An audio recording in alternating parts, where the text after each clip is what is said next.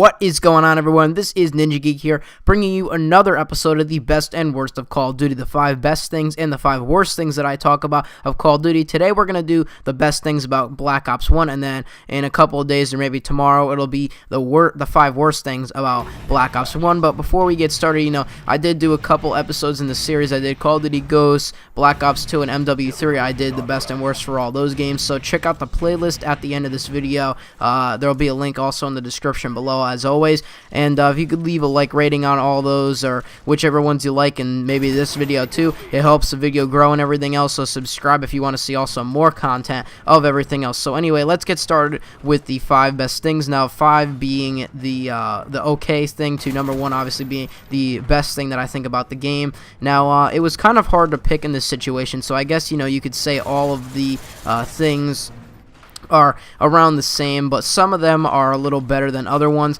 But for the most part, I actually like them all very equally. So anyway, we're gonna start off with number 5 being the snipers. Now the snipers were just right within Black Ops 1. Now I know that in all the other Call of Duties, like maybe Modern Warfare 2, the snipers weren't the best. Like they were like overpowered. You could quick scope and stuff like that. And then in Modern Warfare 3, you could do the same thing. Black Ops 2 had the auto assist. And with Black Ops 1, there wasn't any of that. Sniping in Black Ops 1 was sniping. Now, it also was sniping like that in World at War 2. So Black Ops 1 kind of took that trait of the snipers from World at War. I don't even know how I died right there, but I don't understand that. The guy went into second chance. Well, we'll talk about that in the worst things of Black Ops. So anyway, so that was number 5, these snipers, the overall general snipers, and plus you don't really see a lot of snipers as well. It's not like you go in there and just a sniping fest like Black Ops 2 or maybe Ghost. I mean, actually, Ghost isn't really a sniping fest. Black Ops 2 is a horrible sniping fest, and that's what you get.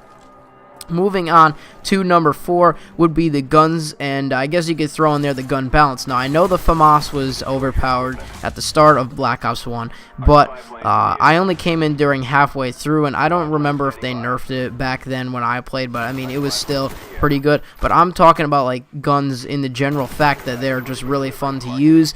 You got the AUG, you got classic guns, you got the M16, the AUG, the like they were fun guns to use. It's not like boring guns like Call of Duty Ghosts has, where it's just like I don't even know. Like this game actually had fun guns, and they actually had a recoil on the gun, so you had to be have good skill when killing people and stuff like that. So the gun balance and the guns, I would say overall, are number 4. So that was number 4. Now number 3, we're gonna be moving on to number 3 and number 2 are kind of like tied, but number 3 is the kill streaks. Now the kill streaks, there wasn't a lot of them in Black Ops 1. It's not like it's not like a recent Call of Duty game kind of like that. It's not like that.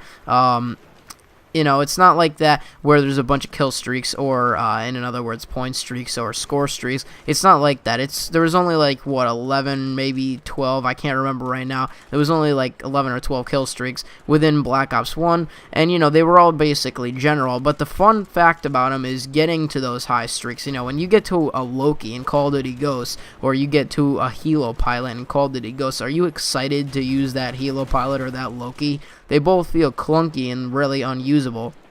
But when you get into a chopper gunner, which is a 9 kill streak in this game, it's fun to get to, you get good, and especially the Blackbird, you feel so great about yourself. Like there is the SR-71 Blackbird calling it in. Oh, own that guy with an Olympia shotgun that I picked off of the ground, picking up the overpowered FAMAS that everyone says. And so yeah, basically another thing to throw in there, I didn't throw it in the list, but this game is actually really fast paced, which makes great for any kind of play style in Call of Duty. So number 2 we're gonna get on to is the maps. Now the maps within this game aren't just like, oh yeah, there's good and then there's some bad, so I just throw it in. The top best Call of Duty maps are in this game. So you've got Firing Range, you've got Nuketown, You know, I mean, those are classic maps that I don't think anyone will ever forget from any Call of Duty, and even, you know, moving on in life, it's like, oh yeah, remember Firing Range? I mean, like, anyone who's played Black Ops 1 and even Black Ops 2 with the remakes of Nuketown and Firing Range. I don't remember what Firing Range is called to right now in Black Ops 2, but anyone would know that those maps are the most memorable maps to play on, and because they were the best maps. So, you know, now we have number 1, which it may not be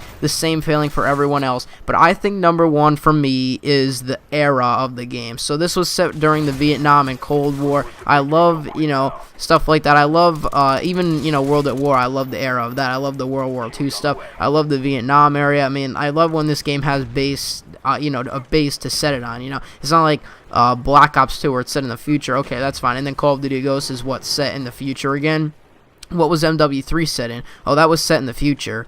Well, you know, I mean, that gets tired. The last game that was actually based on something. I mean, Modern Warfare 2 was kind of set in the future, I would say, but it wasn't like in the way future. It was like, actually, it was kind of based on like today, I guess you could say. Modern Warfare 3 was based kind of maybe today going into the future, and Call of Duty Ghosts is definitely in the future. But this game had it was a storyline of, you know, the Vietnam Cold War era, kind of like, you know, that whole era. I love learning about that. I love the history aspect of it. So anyway, we finished the game here using the AUG. I think I used the AUG on both of the maps, but WMD is a classic map as well. You know, some don't like it, but anyway, I'll see you on my next video. I hope you enjoyed. Leave a like rating if you enjoyed it. I'll see you on my next video. I'm out.